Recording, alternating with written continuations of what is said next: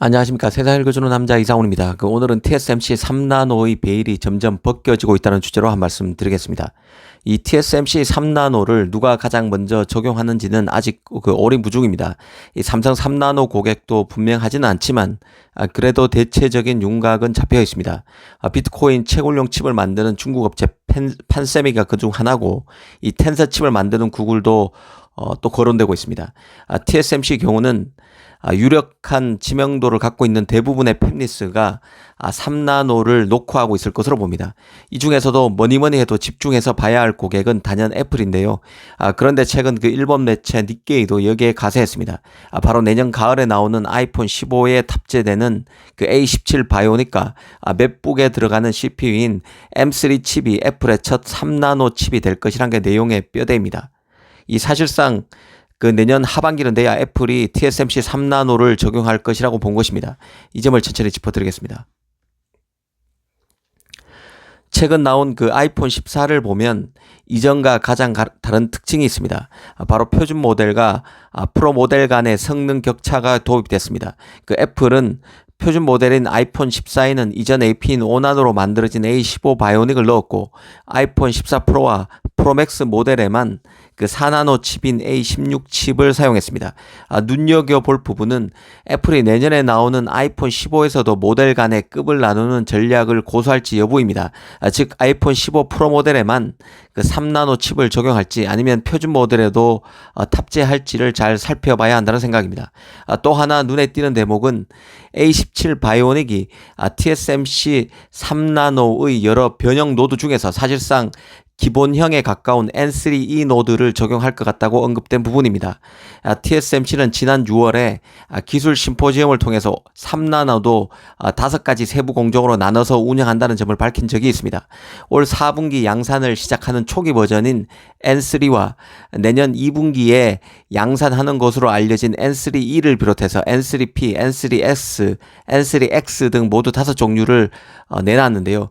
당시 심포지엄에서는 TSMC가 N3와 N3E의 양산 일정만 공개했고, 이후에 파생되는 버전인 N3P부터는 로드맵을 공개하지 않아서 우구심이 일기도 했었습니다.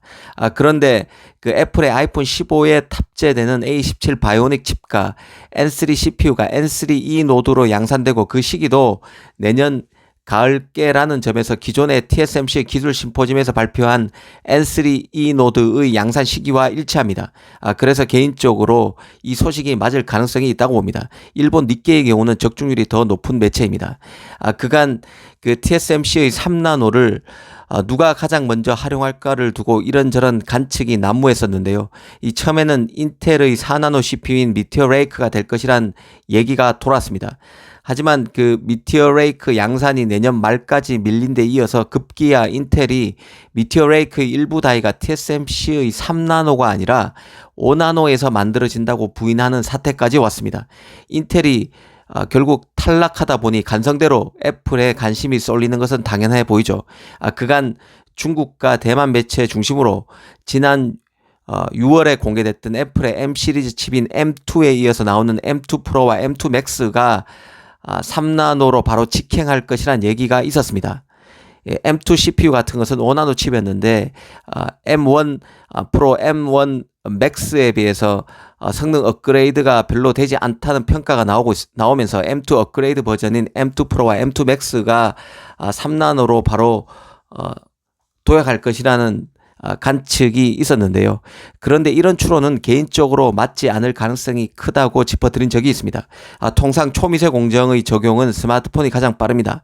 스마트폰부터 초미세 공정을 적용하고 난 뒤에 어느 정도 안정이 되고 성숙되고 나면 CPU 공정에 적용되는 게 일반적입니다. 이 노트북이나 PC용 CPU의 경우는 스마트폰보다 훨씬 공간이 넓은 곳에 적용되기 때문에 아무래도 AP보다 공정 개선 압박이 덜합니다. 특히 파운드리도 CPU 생산용 HP 공정이 LP 공정보다 더 어렵기 때문에 LP 공정 개발 후에 HP 공정으로 나가는 게 일반적입니다. 그래서 M2 프로, M2 맥스가 급하게 올 하반기나 내년 상반기에 3나노 칩을 내놓을 가능성은 낮아 보인다는 생각을 전해드렸었는데요.